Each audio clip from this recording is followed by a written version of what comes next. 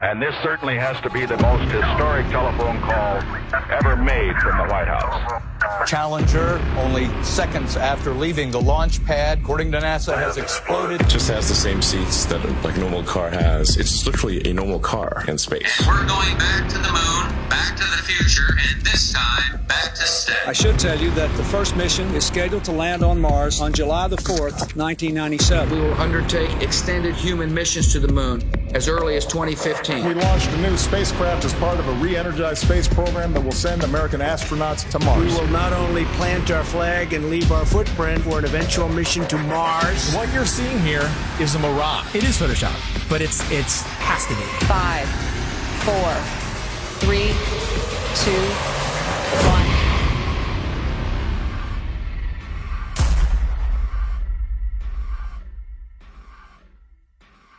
The one thing globe believers need to understand is that you don't just take the spinning ball Earth and flatten it out and put it back in the heliocentric model.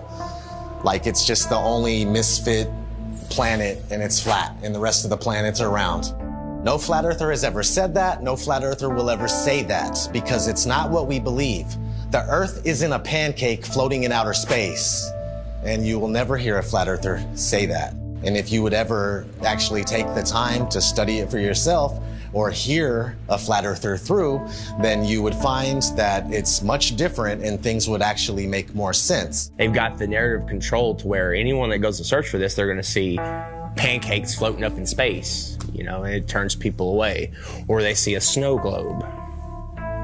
A snow globe out in the middle of space with water falling off the sides, and they're like, what is this?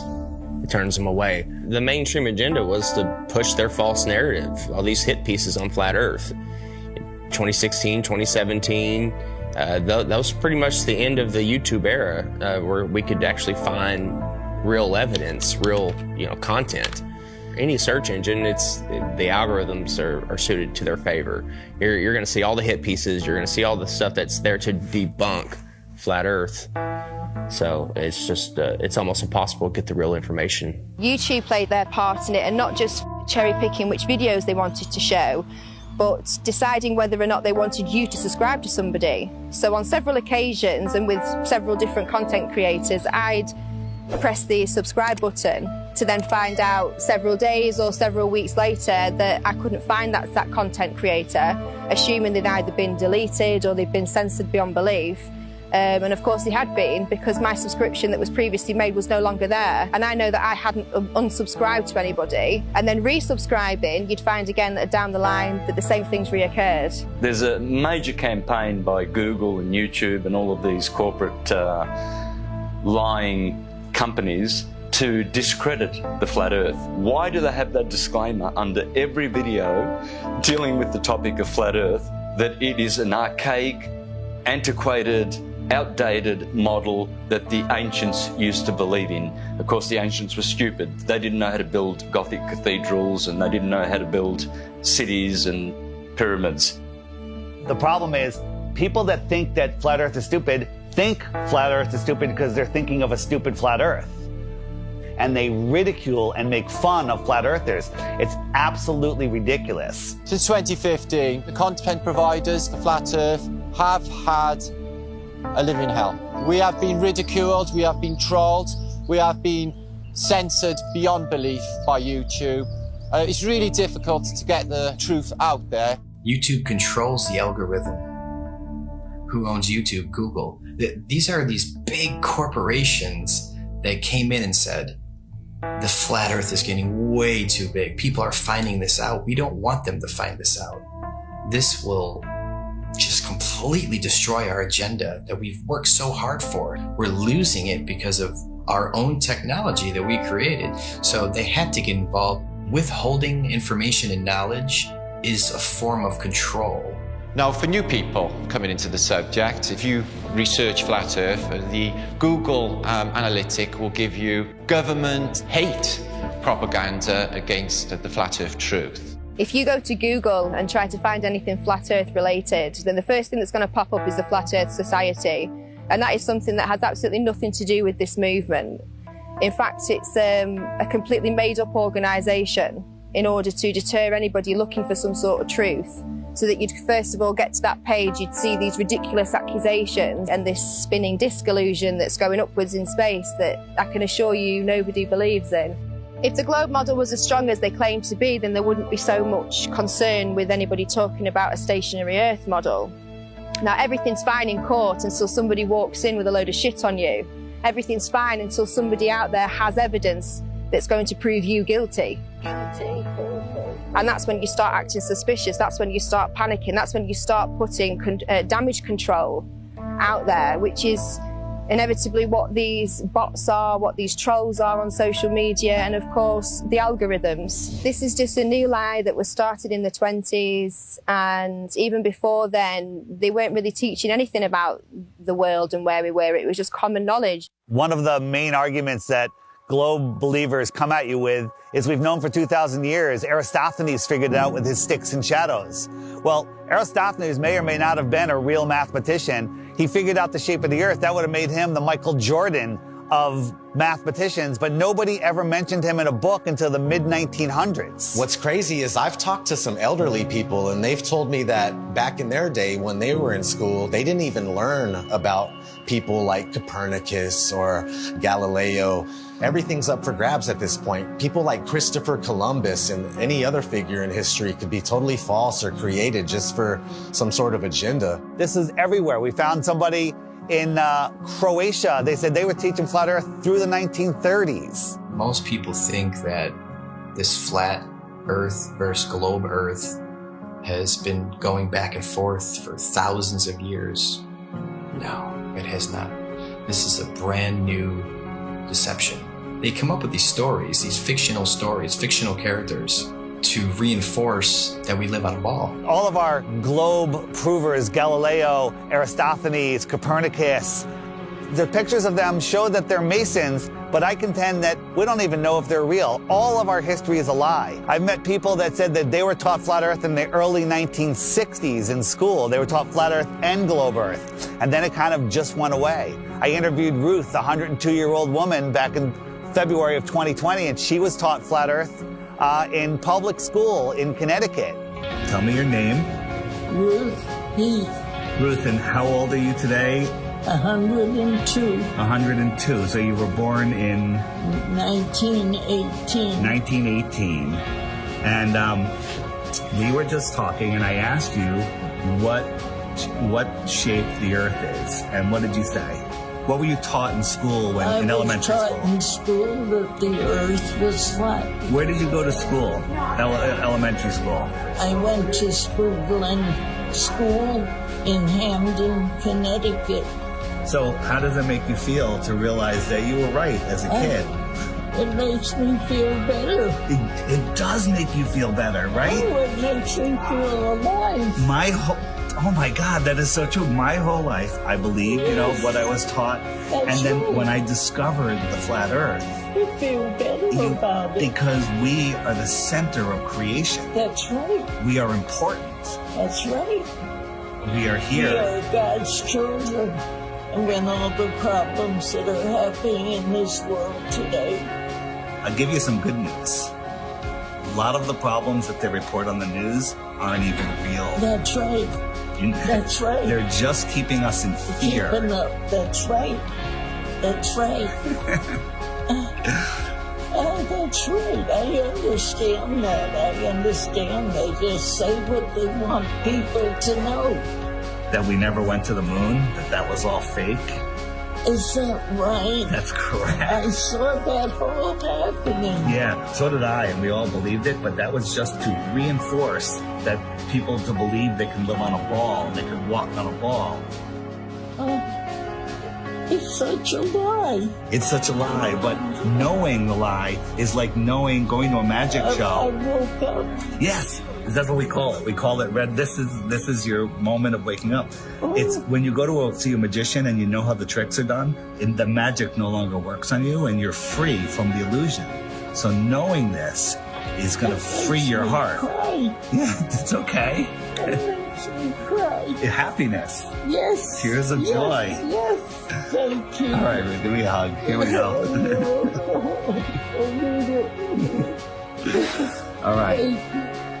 Rockefeller seems to have a role in this. He started the General Education Board and continued being involved with the educational system. The fact of the matter is, the people that have been in control, they're in control now, and they're going to continue to be in control, whether they pass it down or change the name, whatever it may be. But yeah, I mean, whenever Rockefeller's name is tied to something, it's always something to question, that's for sure. That's a huge red flag for me, that they can come in and change everything we know, all of history, and turn it into deception, and keep teaching the deception over and over and over again until it becomes the norm. The same man who said that he wanted a nation of workers and not a nation of thinkers, this was the same person who was found guilty of antitrust violations around the turn of the 20th century, who then went on to get his fingers in all of the education systems, of course with the promise of, I'll give you money, I'll make sure that your school has everything that it needs as long as you push these textbooks, as long as you push these narratives and you push these ideas. I'm going to give you a nation of workers and not a nation of thinkers. And that's exactly what we've become. Now, this should tell you something, why we can't talk about literally the thing that we're standing on. Why is that? Knowing that there is a creator, absolutely, that is one of the main reasons to hide this. But, you know, at the same time, it's nowhere near comparison when 1 billion people find out that there's more land. It's about hidden land. I think there's possible they could be hiding land in here somewhere with us. And I think that the Antarctica Treaty is very, very, very sinister, and there must be something else going on.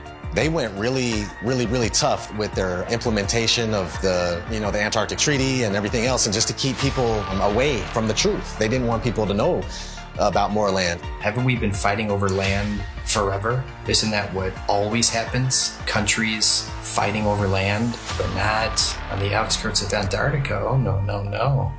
No fighting there. They're all in agreement. You can't go there. You can't explore any of it. That treaty was in effect in 1959. It can't even be questioned until the year 2041. The longest lasting treaty that all of the world signed on to at the same time and is still in place. Antarctica is the container of our world oceans. What is beyond Antarctica? Why is the government hiding Antarctica from us? Why is Antarctica completely off limits except for taking a tour of a little peninsula off of South America, which is nothing? And people go, well, you can go to Antarctica. We spent months trying to actually do it. Yeah. I was going to send a crew. They won't call back. You can't even go there. There's one peninsula where you look at penguins. Exactly. Then you think, I have some friends that went to fucking South Pole. Yeah. They put them in that little fucking island with penguins. You can't just saying you went to Antarctica and you walked around it. He's like being in New Jersey and saying you were chilling in California. It's fucking huge. There's about 100 different companies that you can spend a lot of money to go on a little guided tour of just that peninsula, but all of those companies are owned under one umbrella. One person controls them all. They don't let anybody explore Antarctica.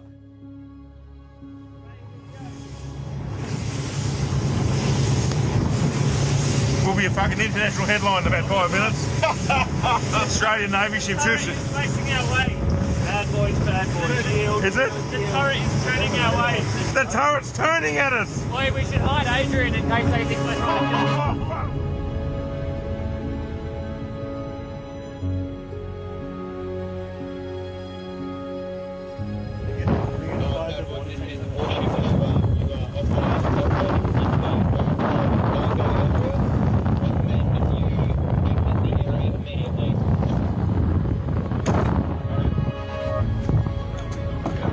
We're just traversing. Is there a helicopter coming at us now? Are we late? I don't know. Where, just travel, just go. Just go. You sent out the chopper. That's a drone. Is it? That's unreal.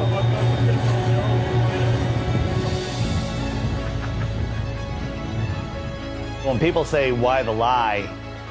One of the main answers is they're hiding more land. What if we can truly become free. The whole reason for this is because of more land. Because think about it, if there's more real estate, if there's more resources, natural resources, if there's more food for our starving children, if there's more space, more room for us to get away from the child sex trafficking, if there's places where we can go and other civilizations we can be a part of, where they don't charge you for water, they don't charge you for free energy, they don't charge you for property taxes. What if there is more land? Nobody can go explore Antarctica, period. Because if humanity found out there's more land, then the heliocentric theory is gone. They can't start adding more continents on the bottom of a ball. It's just, they wanted its silence right away. There is evidence out there through old maps, namely the 1,000-year-old Japanese Kawabashi map, which shows continents and lands outwardly of what they call the ice shelf or the ice wall. So why are they teaching the globe model? Well, you see, the globe is a container, and it's a container of all the known land. The Jesuits and the Freemasons, they needed a new model because they wanted a new world order. Because right now on a ball or in a snow globe, there's only 7 continents. That's all there is. So everything is very limited. We have a limited supply. Resources are very scarce because the Earth is a globe, right? It's cut off, everything's cut off. If you open it up and there is more land, then there's plenty of resources. More land means more resources. Well, that's huge if they're hiding something like that. There's a scene in The Truman Show where Truman is like, I want to be an explorer when I get older. I like to be an explorer, like the Great Magellan. Oh, you're too late. There's really nothing left to explore. Imagine if there's like all these beautiful places to explore still, and finding out that there's all this land, it just opens up the door for discovery again. Have you ever heard of the eyewitness testimony written in the books, The Iron Republic, The Smoky God, Worlds Beyond the Poles?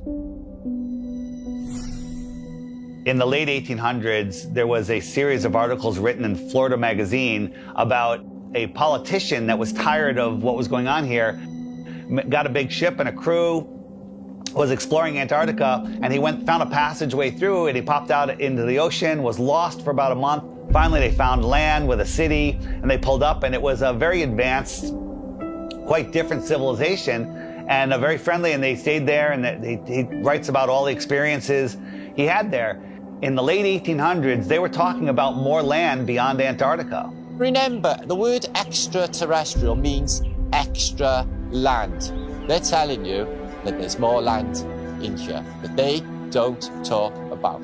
There could be more land in some of the oceans where it's just all blue on the map. Nobody knows. You're not cruising around on big ships or flying over it on planes and looking, you know, nobody's out there charting anything. Have you heard of such a thing as no-fly zones? For instance, you can't fly in certain areas near the Arctic Circle or the Antarctic Circle. The reasons being is because there are lands there that we're not supposed to know about. They don't want those lands to be discovered.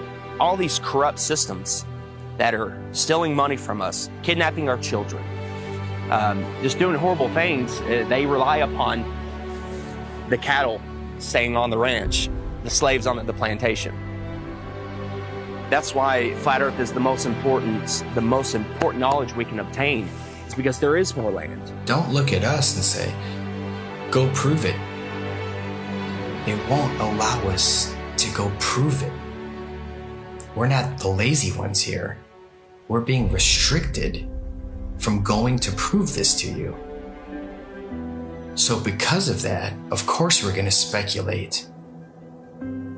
It's a red flag. If that's not a red flag to you, I don't know what is. They won't allow us to go. Allow us to go. If we go and there's nothing there, I'll admit I'm wrong. But all signs point to that they're hiding more land. You have to have permission to do everything. You have to have permission to marry the love of your life. You have to have permission to travel down the road. When we have the inalienable right to travel from point A to point B, you people think you're free? You're not free. You're free-range chickens. That's what you are. You're free-range chickens held in an area you're not allowed to go past, and if not, you go to jail or you get shot. Stay on the plantation, do what you're supposed to do, pay your taxes, and shut up. Right? Well, if there is more land, and I sincerely believe that there is, then that's the perfect reason to lie to everybody. And it's not just about hiding a place for more resources and where else we can go and dig for gas and gold. It's not about that. They're hiding freedom. They know that as soon as we all find out that there's another place to go without dictatorship, that we'd be gone. There's endless amounts of everything, and there's so much more land out there, and there's many places to explore, and they just want to keep us here in the middle of the pond, stuck here thinking that this is all there is. What happens to the price of gold and all natural resources if there's more land? Gold can't go to $1 an ounce. Gasoline can't go to 20 cents a gallon. We can all have, you know, thousands of acres of land to ourselves. The whole system crumbles. The entire system crumbles, period. On the other hand, we have the North, which is also off limits. I went on my first official trip. I was going with my father and my grandpa Sinclair up to the North Pole.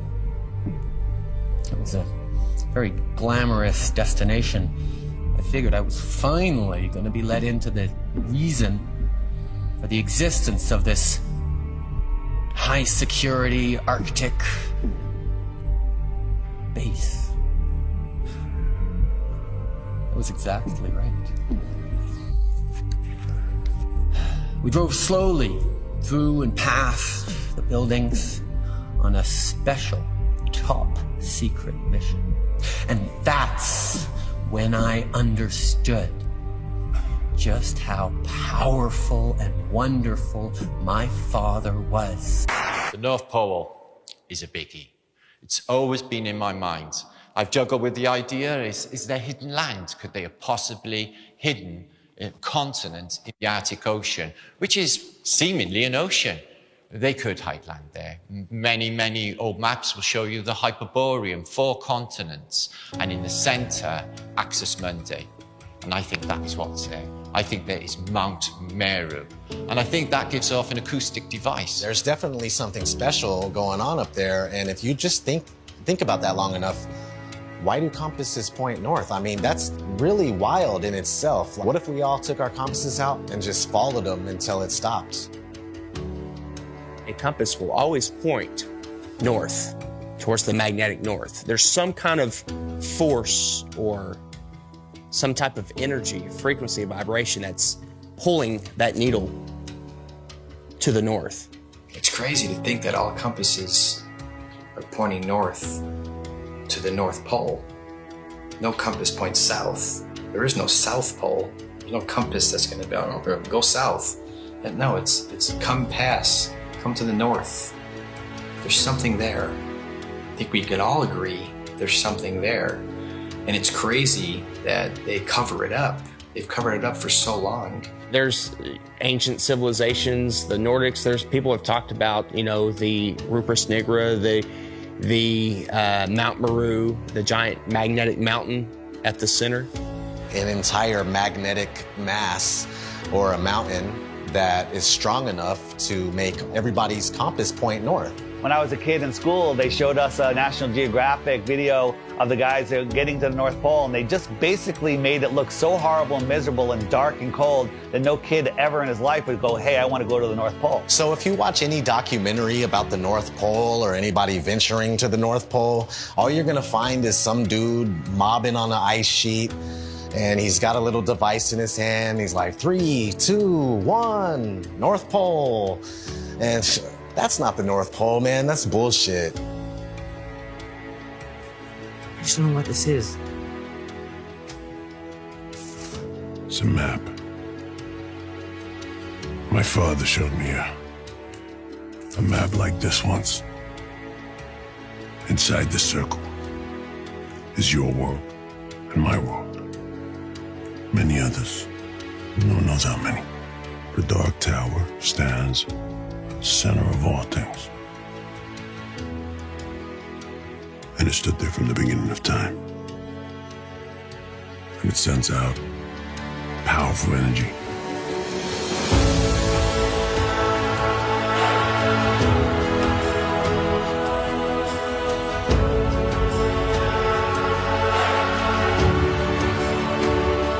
I think that there's possibly a North Pole hole, part of the electromagnetic torus, which gives off a green light, which you see as the Northern Lights. The North Pole is the center of the Earth. It is a hyperbola. Because we live in a toroidal field solar system, there must be a plane of inertia intersecting it in the middle, and there must be a hyperbola, hourglass, in the middle. In the Srimad Bhagavatam, Canto 5, it calls this Mount Meru. And why are we not allowed to go anywhere near there? Well, simply because you cannot go there. It is a magnetic toroidal hyperbola. Therefore, there is no way that you can fly anywhere near the North Pole in the center of the Earth. Admiral Richard Byrd said he found more land, in the north as well as the south. There's a book called The Smoky God of a father and son that ended up finding more land in a race of giants with technology beyond your wildest imagination. Cartographers have charted, maps with land in the center, where all compasses point. There's just a lot of evidence pointing to more land. So yeah, 100%, I would put my life on it that there's more land at the north. It's just as heavily guarded as the south. Can't like go check the north and yeah, let me go check. I'll take some pictures and videos and come back. You're not even gonna get that close. You're gonna be turned around, the same as the south. All the way up until the 1600s, they had 4 land masses around the North Pole region. And right after the 1600s is when it slowly started disappearing until finally it was all gone. And you can verify this for yourself if you just go back before the 1600s and look at maps of all sorts. You'll see these land masses on each one, and then sure thing, these land masses just started being deleted from history. So what are they hiding at the North Pole? If we sit back and observe all of this evidence, this eyewitness testimony, the verdict would come back guilty. It would come back guilty. Okay. You are moving 1,000 miles an hour as Earth rotates. You are moving 18 miles per second in orbit around the sun, and you don't feel any of that. Okay? Okay. You don't feel anything. If it's trying to fling you off the Earth, okay, but the force of gravity is resisting back, by what force is it trying to fling you off? That upward centrifugal force subtracts from the gravitational force that the Earth is trying to put on you. It subtracts. Okay. So Chuck, what do you weigh here and now? 192 pounds. Yeah. I'll give you the 190 pounds, okay? Okay. So if you do the math, you run to Ecuador, because we're in the Western Hemisphere, so let's stay there. You run to Ecuador, you will not be 190 pounds. You'll be like 185 pounds. What? That's how significant it is. That's if I did my math correct, and I think I did, there are pounds less that you weigh for living on the equator than for living anywhere else, simply because the spinning Earth is trying to fling you off. Nice. Yes. Yes. If the Earth is spinning at 1,000 miles an hour in a curved trajectory, we're dropping at a rate of miles per minute.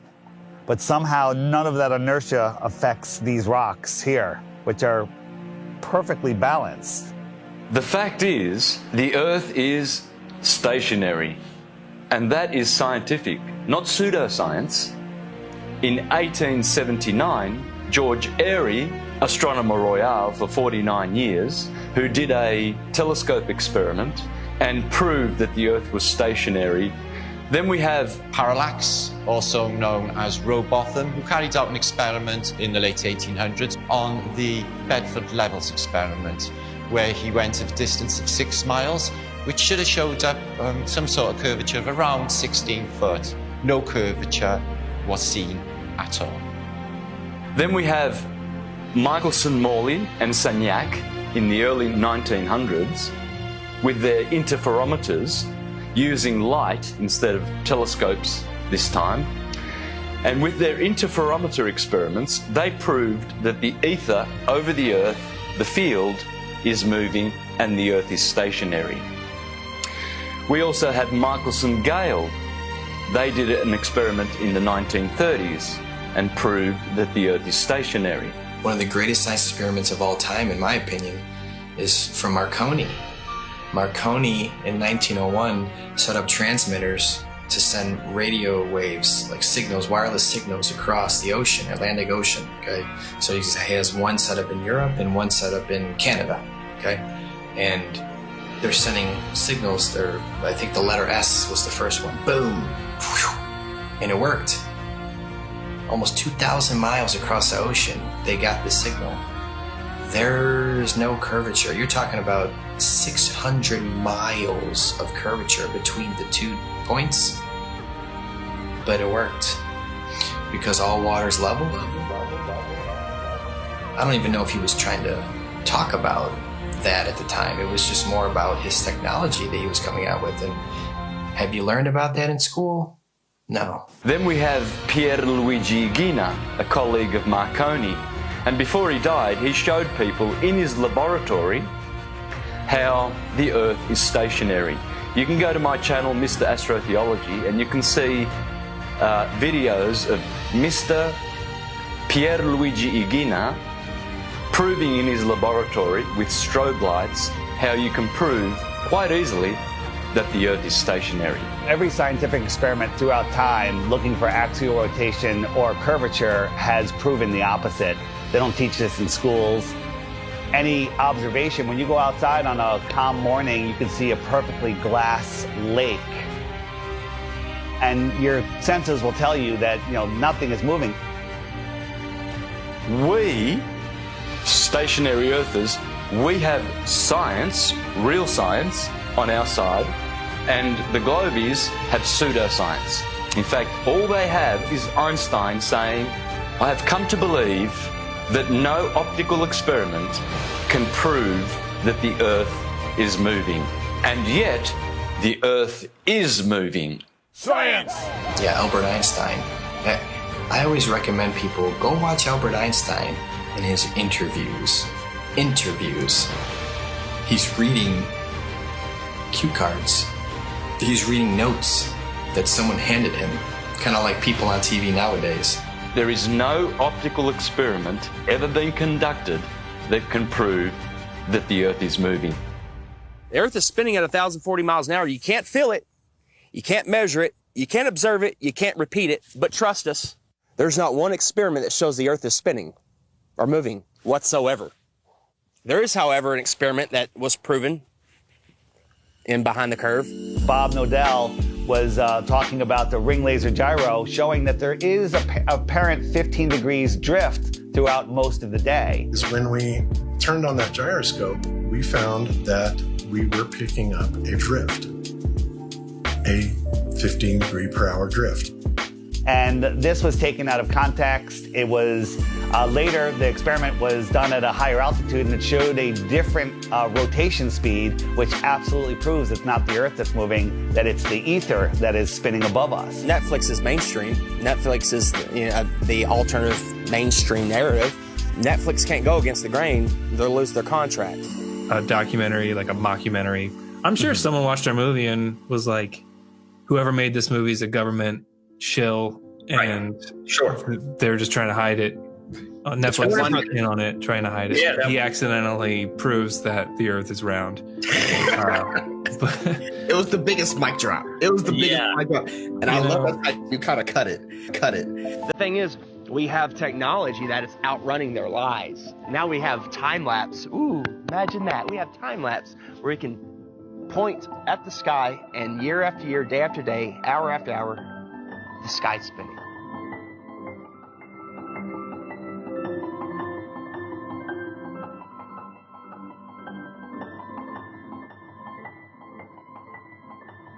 Every day there should be different stars random stars in the sky if we are traveling at 650 million miles an hour, which is Mach 870,000. Do you really believe that every year we move through space at 5.5 trillion miles every year, and yet every year the same stars keep turning over our Earth? Aries, Taurus, Gemini, Cancer, Leo, Virgo, Libra, Scorpio, Sagittarius, Capricorn, Aquarius, Pisces, year after year after year, and yet none of those constellations distort, change shape, get brighter. There has never been, in recorded history, we have never seen any star get brighter or dimmer or any shape of those constellations which are still recognizable today as they were thousands of years ago. They never suffer any parallax or distortion. Polaris has never moved in all of recorded history. Point your camera up at Polaris and do a time lapse and watch God's perfect timepiece spin above you.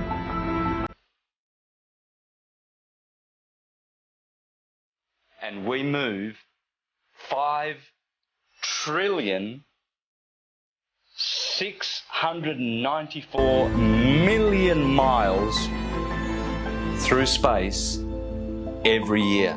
Congratulations to you if you believe that. It's called education, indoctrination, and dumbing down.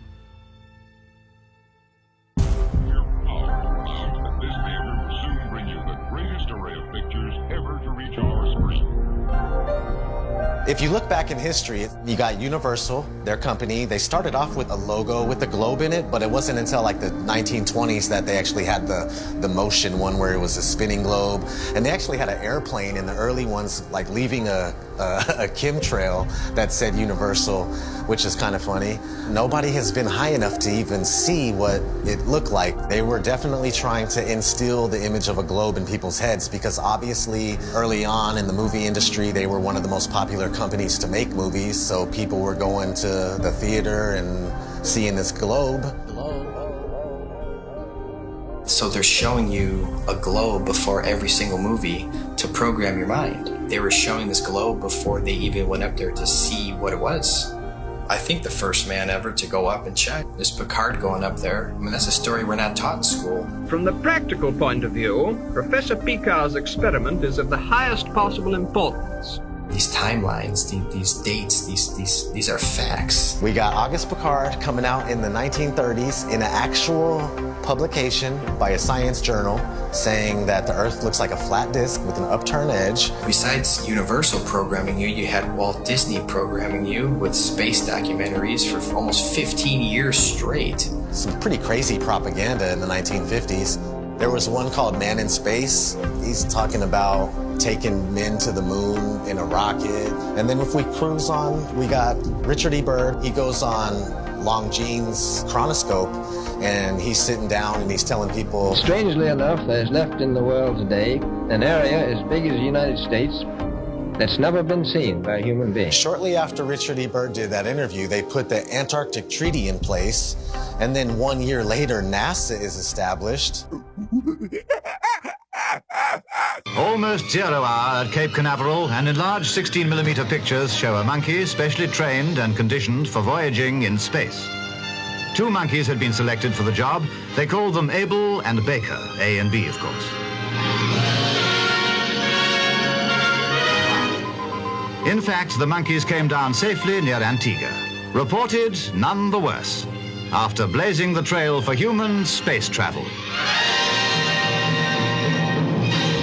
They come in and they're the gatekeepers for your mind. Like, they're making sure that people think that they live on a spinning ball, and that's their sole purpose. That it has always been their sole purpose.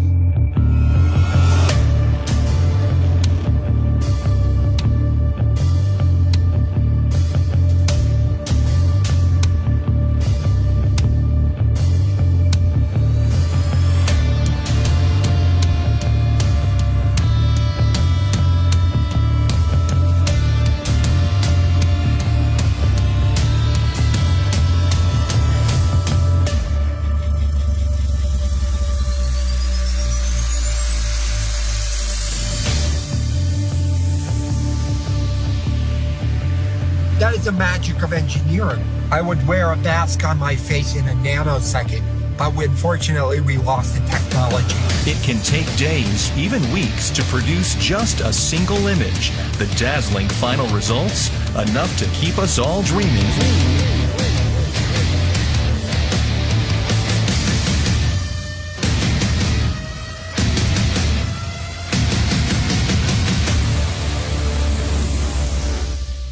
NASA is hiding the frickin' flatness of the Earth. Why?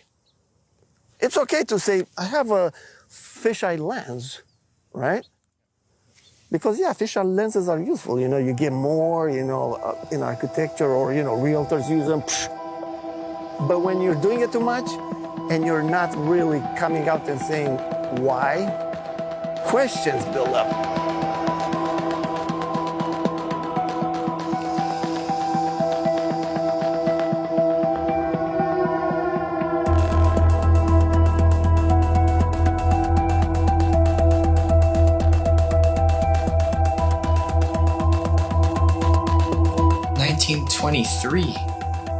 A fisheye lens was invented.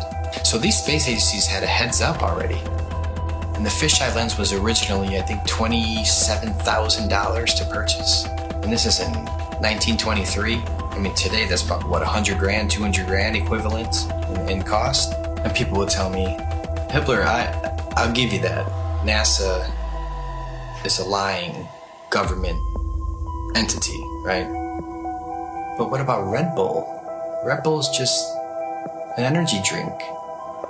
And I saw Felix Baumgartner jump out of the space capsule.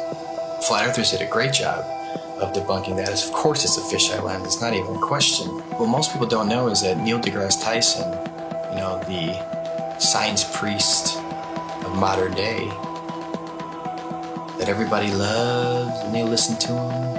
Oh, he's so smart. Oh. He is a smart man in the sense of he knows that we debunked the shit out of that. And that dude who jumped out of a perfectly good balloon, Felix Baumgartner, edge of space jump. Now, I don't have a problem if he does it, but the honesty of it would greatly diminish what I think people thought he was actually doing. And not only that, they made sure to photograph him standing there with a really wide-angle lens, which curves horizontal lines. So in the photo, you see this curvature of Earth's surface, and he said, wow, he's in space, look at that. No, he's not. At that height, you don't see the curvature of the Earth. You just don't. That stuff is flat.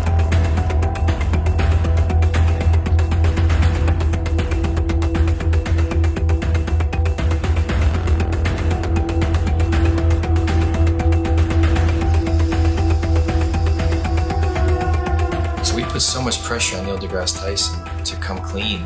He had to. We exposed Felix Baumgartner. That's a complete fisheye lens. There's no curvature at all on this Earth, let alone they're trying to sell it as 23 miles up, there's curvature. Even though people will sit there and swear they saw curvature out of an airplane 10 miles high. Yeah, okay.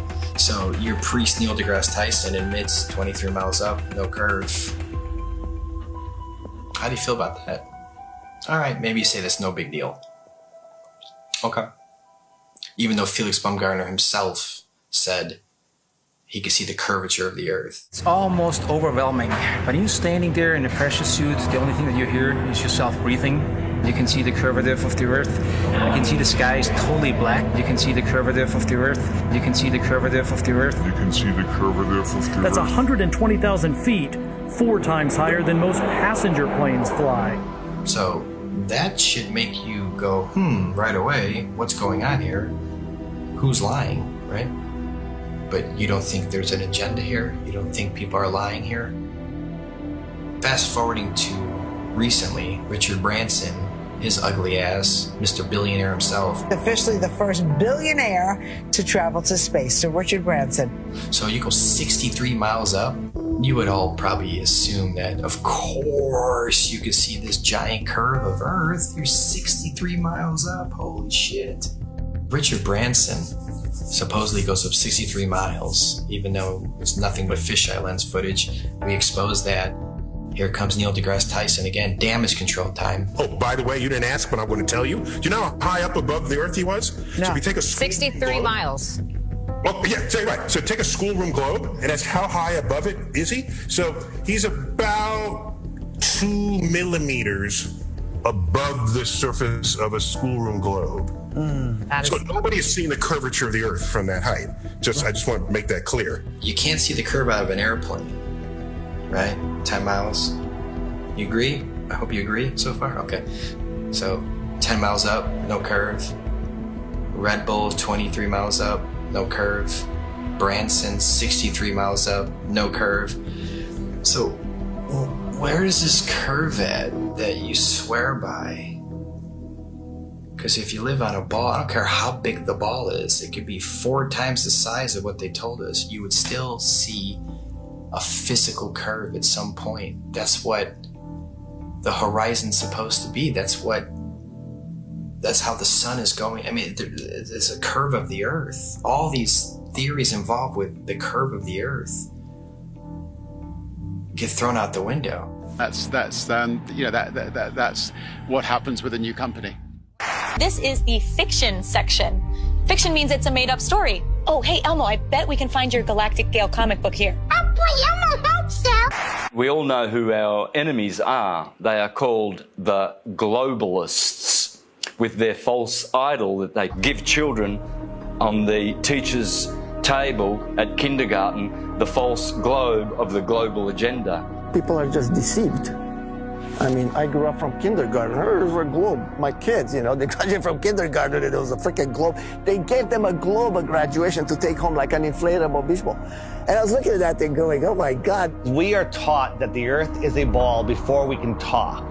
In school, there's a globe in the class. One of the first worksheets we get is a sheet on the orbits of the planets and the sun. And I actually still remember that sheet. I did it. I got it right. I was so proud of myself. Sesame Street has astronauts on, Disney. It's all globe programming. So your entire world belief is around this. If you think about it, they've gotten us at a very, very young age with the lying.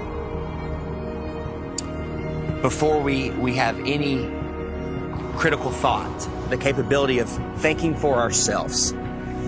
They teach us lies from the very beginning, from Tooth Fairy, Santa, dinosaurs. With Santa, for instance, I mean, we're taught this lie, you better be good. We need you to stay in line and be good. Don't be naughty, be nice. You want to be on that nice list. Santa will come and bring you these material gifts, and then fast forward, you find out Santa isn't real. For 5, 6, 7 years, however long the lie went on for, you've been conditioned a certain way, to act a certain way, so you'll fall in line. You'll do exactly what mommy and daddy tell you, what the teachers tell you. And when you realize that lie, it's subconsciously, you're taught at that point, it's okay to lie. It's okay to lie. It's okay to accept lies. It's okay for people to lie to you. It's okay for you to lie. So the whole world is a fucking liar. Everyone's a fucking liar now because they were taught at a very young age it's okay to lie. They get you with these lies of Tooth Fairy and Santa at a young age. So when you're an adult, you can't tell the difference between a lie and reality. And when you do find out it's possibly a lie, oh, it's okay. You're subtle. You're passive. You allow the lie because you're used to, it's okay to lie. You've been conditioned your entire life. It's okay to lie. It's okay to be lied to. So when the lie comes out, people are just like, okay, whatever. Got to turn on my Fox News. Got to go to the bar. Got to go watch my football. Give them bread and circuses and they will never revolt. When people hear about Flat Earth, when I talk to them about it, they think it's the dumbest thing ever. They think I'm uneducated. They don't realize that they don't know what they're talking about. And people say, well, what about ships over the horizon? You explain that. What about sunsets? You explain that. What about seasons? You explain that. And then they throw their hands up. They go, well, why does it matter? What difference does it make? I still have to go to work tomorrow. That's right where they want you. They want you working in your slave job. They want you obeying orders, doing what you're told, and living paycheck to paycheck, and just not realizing where you are. The truth is, we're not spinning out of control, lost in space, where an asteroid could take us out. They want us believing we're running out of fuel. They want us to believe we're running out of food, when anyone can go and get a seed, stick it into the ground, water will fall from the sky, and food will grow out of the ground. There is no shortage of water, food, space. Every American family could have a half an acre in Texas and the rest of the country would be empty. They're lying about everything. You let your kids get raised and taught by other people that you don't know what they're learning. Everybody's disconnected. There is no harmony or anything going on with human beings. We're all scattered, disconnected, and pretty much what they're doing with teaching us this whole lie about the Earth being a ball, and you're flying through outer space, and dinosaurs used to roam the Earth, and if these powerful beings could get wiped out by a comet, then what are we going to do if a comet comes? We're done. So the heliocentric model not only manages to keep us all completely worthless floating amongst the stars in space, but it also keeps us in fear that we're either going to knock into something in the future, or there's going to be something that then bangs into us that causes some sort of horrendous collision and we're all going to die, or maybe, you know, some cartoon satellite has found another planet where there could be like flesh-eating monsters on there, and it's, you know, some sort of crazy shit that they throw down your face and try and say, you know, this is, as well as everything else that you're scared of, keeping your house, keeping your health, keeping your family together, there's also a chance as well that some rock may fall from the sky and kill you tomorrow. And another thing people don't know is that not only in 1920 did Rockefeller change all the textbooks and come up with his own agenda of what they want you to know, but there was a man named George Lemaitre.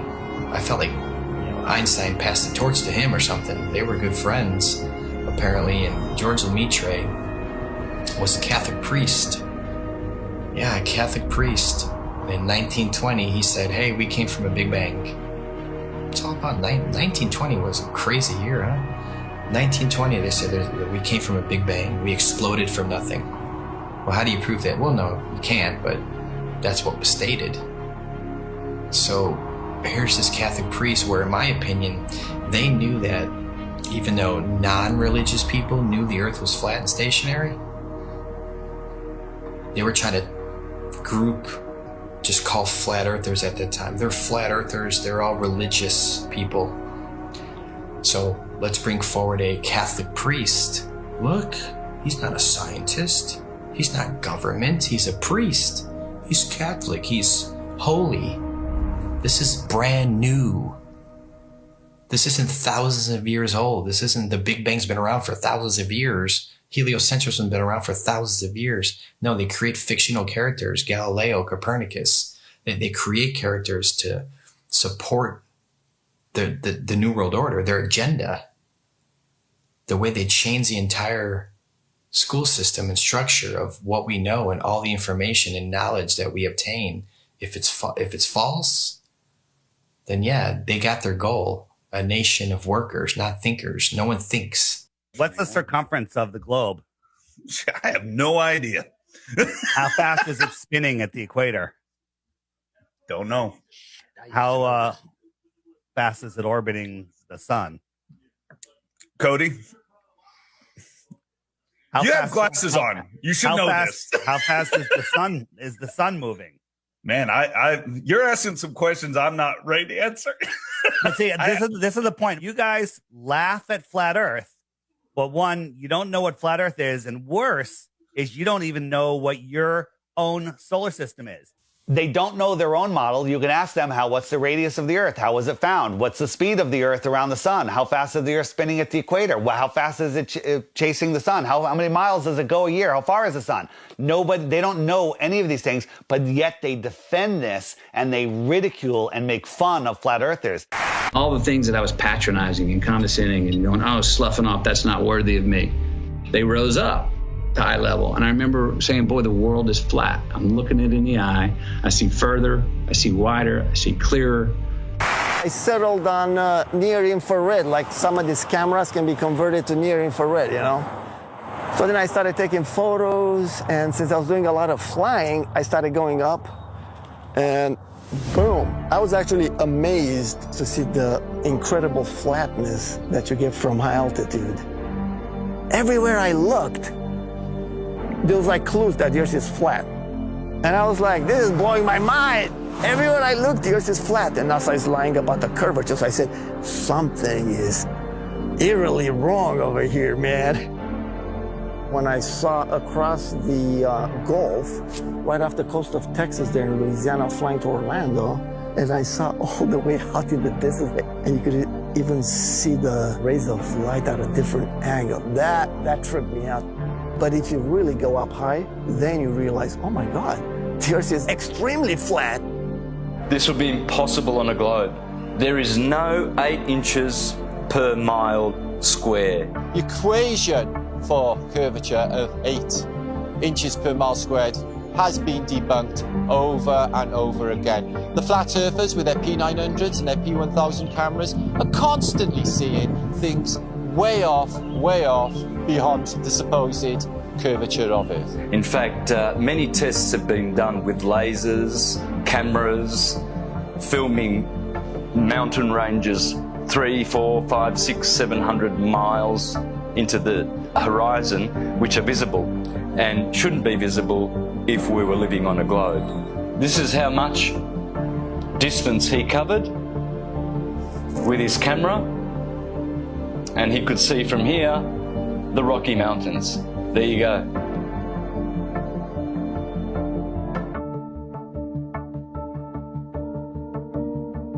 There is no 8 inches per mile square. There's no way you can see 500 miles on the other side of this ball. There's no buildings that are curving backwards. If point A to point B, you're on a ball, you know, they're not going to be flat up and down like on our flat Earth. They're going to be like this. There's no tilting. They've measured distances from the base of buildings to the top, level and flat. People look out at the ocean and you see ships and stuff, and it appears like these ships and boats, they go down, and that is a huge factor as to why people think the Earth is round. If you look at the ocean or a lake, it looks flat. Look at that. Look how straight and flat that horizon is. Looks flat, doesn't it? See, it looks like a table or a board. Now, once in a while, you might see mountains or hills, but those are just like little bumps on what looks like a flat Earth. As ships sail away, they don't disappear all at once. No, first, the bottom will disappear. See, the bottom of the ship is gone. Now we can see midway up, and then the whole thing disappears. So people realized that the world is curved. I mean, it's a big curve, but it's curved. That's what we call pseudoscience. You could buy a camera now that zooms times 100, and you could zoom in on these ships and boats leaving your view, your human eyeballs view, pull out a camera and zoom in on it, and suddenly you're back. It's on top of a level surface, still cruising. So the limit of your vision is where the sky meets the ground due to perspective. As they come together, that's the limit of your vision. That's called our horizon. The horizon is optical. If you had a super zoom camera, you can zoom in and make this angular size bigger to reveal small objects that you couldn't see. And then when you zoom out, it goes back together and things disappear into the horizon, not over. We see skylines beyond what we're supposed to see. I mean, the visibility from 100, 200, 500 miles away, it debunks the whole 8 inches per mile squared. Photogrammetry, I think, is one of the best way to convince yourself. You do multiple images of the ground, and then you put it in a software, and you realize how flat it is. You're seeing it yourself. It's your data. Nobody's lying to you. You've taken the data out yourself. It's not Jtolan that's trying to, troll you. Like some people, they're like, he's trolling people, man. And it's not SpaceX or NASA doing it either. It's yourself. Yeah, it's yourself. You're doing your own experiment. Many times when you're looking out over water, there's waves. Well, those waves will block entire city skylines. If this was a wave right near me, if my face was a city skyline, it blocks just the bottom. But if that wave was closer to you, it blocks much more of it. It's all perspective. And I thought I wasn't going to get anything that would beat this until I found this photo from Grandmere State Park. This is from Joshua Nowicki. And what you're seeing here is a mirage. Typically, we would not be able to see this. This image would be viewable from much, much higher in the sky, up in space. The story has been one of the most viewed stories on our website ever. They say my explanation is a cover-up. A cover-up to their belief that this picture is proof the Earth is flat. The one goal I had was to prove that what people are seeing from the other side of Lake Michigan is not a mirage, that they are actually seeing the city. What do you think, Steva? I think it's amazing, dude. It certainly did. It's not a mirage, I can tell you that. No. Our focal point was the Sears Tower, which is also known as the Willis Tower, right? Yes, the Willis Tower. The Willis Tower, and we can see it the entire time. We can see it the entire time.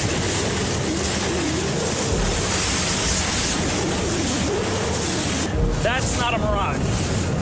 That's not a mirage, whatever you're looking at. You see it? Yeah. That's that. You see that bridge? It's not a mirage. That's the proof right here. I was shocked to find out that there are a number of people that believe the Earth is still flat, and that to them, this is actually proof that the Earth is flat. One person just questioned me and asking me for a retraction of the articles and lies. A lot of people try and kind of be nice about it. Well, are you sure you did it right? And then they send me links that the Earth is flat. And some are just pretty straightforward about it, and they title replies calling me a deceiver, and that I should check my degree or quit telling lies on television. It got me questioning a lot of things. Were my calculations right? No. You can obviously see Chicago from that far away. It really is the Chicago skyline. We can see things farther and farther away than that and prove it. You can prove it yourself. You can go there on a clear day and see the same thing. You can go do the same tests and prove it to yourself. That's the best way to do it, right? Prove it to yourself. That you're not taking anyone's word for it. You're doing your own experiment. It's not a mirage. It's not an illusion. It's Chicago from 60 plus miles away. I mean, we could barely see the street sign a few blocks ahead of us on a foggy day. I mean, they're spraying our skies with shit all the time. You can open your weather app right now and it'll tell you the visibility. That's how far they're telling you can see the weather patterns. There's so many different factors of why we can't see that far. We're not superheroes. I mean, take any flat and level road around your house safely. Test it out, make sure it's level. But you take your camcorder and you bring it all the way down to the ground and you zoom in and you see all this distortion and it kind of vaporizes and globe heads want to add like this bridge is bending around a curve and there's the curve. It's like, no, it's an optical illusion. That's all it is. This has been replicated many, many times. There is no curvature. Stop fooling yourselves. That even something like the sun, when it goes across this huge plane, it sets and it disappears due to perspective. So you're seeing it come and go on such a vast plane. It's so huge that the sun could come through and go so far away that it just goes out of your view and behind so many false horizons, i.e. mountains, trees, forests, city buildings, just really tall things. Keep in mind, the sun is much smaller and close.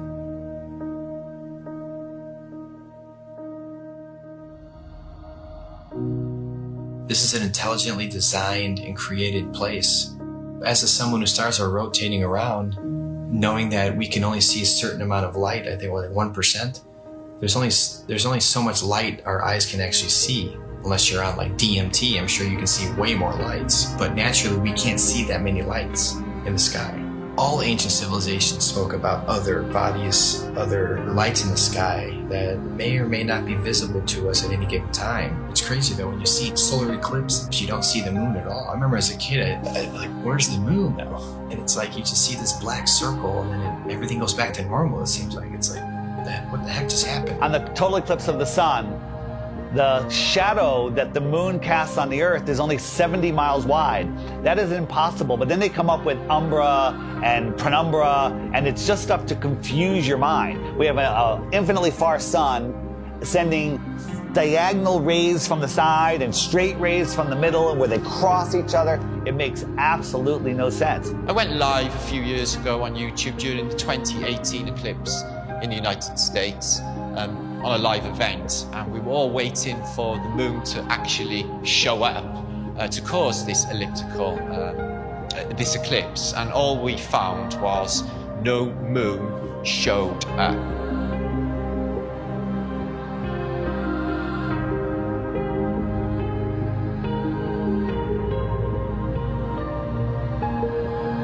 So that blew my mind, to think that there was actually no moon visible, yet this effect of the sun literally being covered by an object I had witnessed. Why can't we see the moon approach the sun, eclipse the sun, or exit the sun? And we don't. We just see a black circle eclipsing the sun. We never see it next to the sun. Now people say, well, it's because the sun is so bright.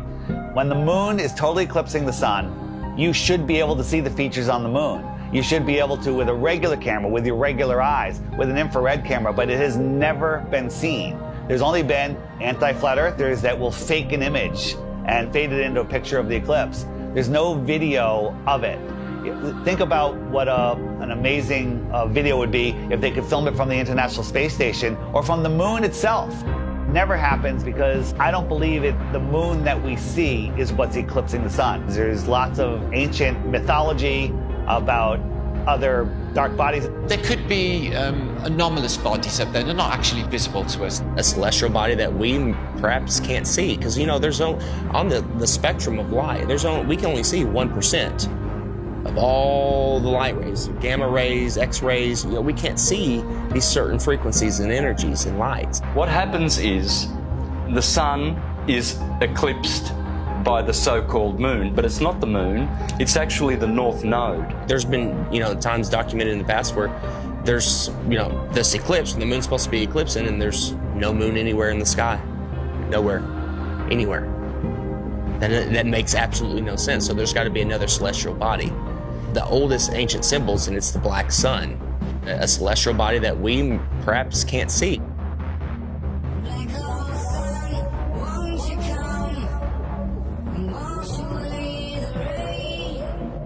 A lot of ancient civilizations always spoke about a black sun. It's like, why are they talking about a black sun for hundreds, if not thousands of years? And that information now is turned into, oh, the black sun is an evil thing. It's like, well, yeah, of course, that's what they're selling it. They're selling it to you as an evil thing to stay away from it. They already don't want you to like the real sun in the sky.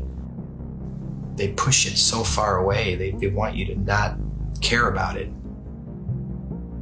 There's a reason it's close to you. There's a reason it's here for us. There might be more suns and moons on the outskirts of Antarctica, on the outer lands. There might be more suns and moons. There might be more suns and moons in our world here, but we just can't see it. And you talk about the seasons itself. Seasons prove the Earth is a stationary plane with a local sun.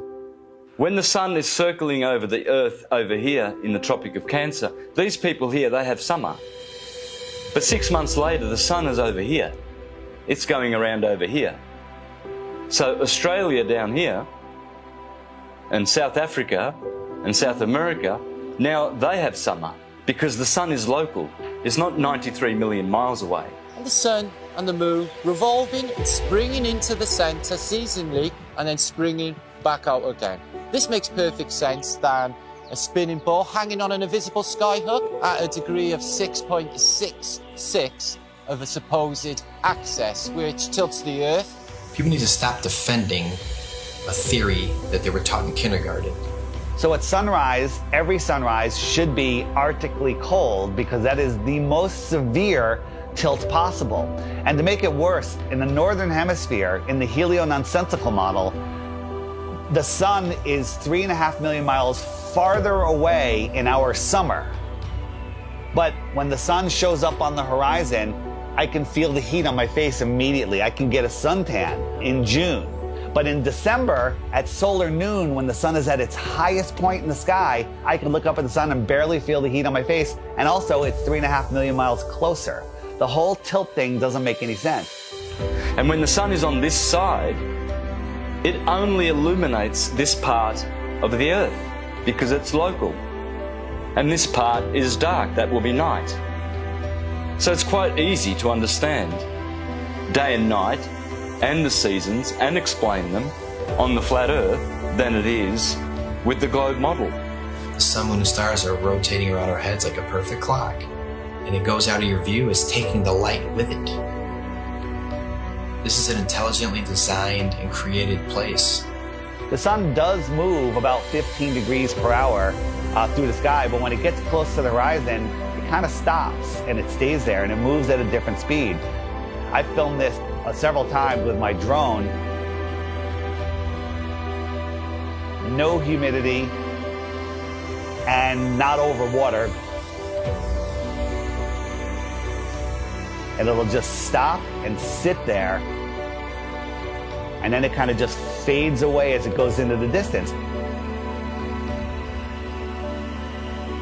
But at the same time, because of perspective, I have friends that were down at the beach that saw the sun set 10 minutes earlier from the bottom up. And that's simply because they're looking across a span of water that has a hill with trees, a tree line on it, which is hundreds of feet over their heads. But from their point of view, it's at eye level. And as the sun moves away, it just gets eclipsed by the tree line, which they think is eye level, but it's high up in the sky. Water.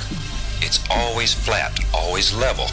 So starting at the northernmost point, as far as I can get, of Lake Michigan, and then traveling south, you can see that red line here, that the body of Lake Michigan is 574 feet above sea level, and it's level. There's no change in elevation, there's no curve. This cross-section shows what an undisturbed body of water looks like, and that's level. We know that to be true. There's three properties of liquids. They have mass, they take up space, and they always take the shape of their container. The physics of water is to find and maintain level. So if it's in a cup, to this lake behind me, to the seas, to the oceans, that's why I call it sea level, because it's flat and level. No matter who tries to sell you the idea that water's curving over a ball, it's just not happening. That's the #1 proof right there, just water alone. Water alone proves that the Earth is flat, because water always finds and maintains level, period. Water does not curve. In its temporary state, it's finding its level. Once it hits the ground and finds its level, it remains level. I never even thought of the idea of water maintaining its level, and that alone just was like mind-blowing. Like, absolutely, water has to maintain its level. Like, it's always, if it's calm and there's nothing going on, you know, you look at a lake, it's just chilling flat. It has to be. It can't curve. There's nothing you can say or do to ever show water bending or curving. Water needs to be contained.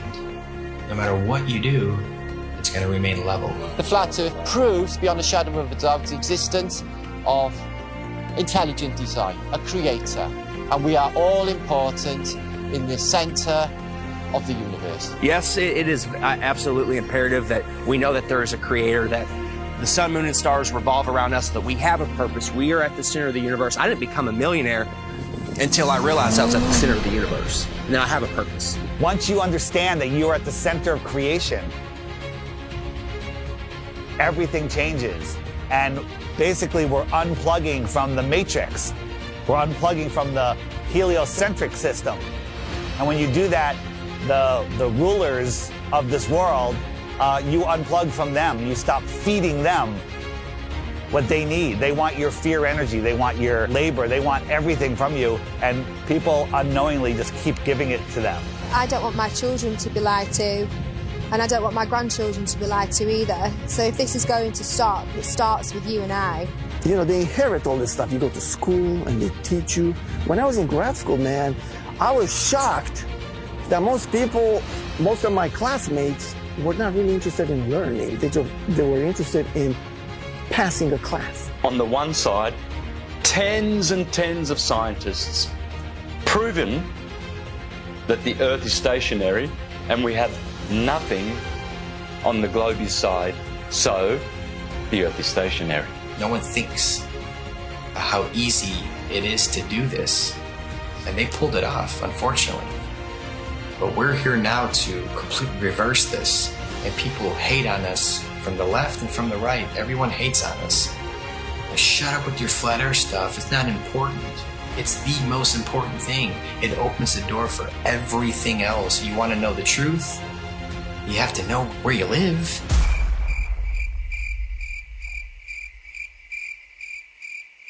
This whole agenda is to keep people disconnected from our creator. You know, they want to just cut all our ties spiritually, and that's one reason why they calcify our pineal gland. They don't care about our health. You know this by look at your water supply. Even the water that you'll drink yourself when you go and buy bottles of it, it's got chlorine in it, it's got fluoride in it. These are all chemical waste products that they then rebrand and put in our drinks and tell you, oh, well, it cleans it.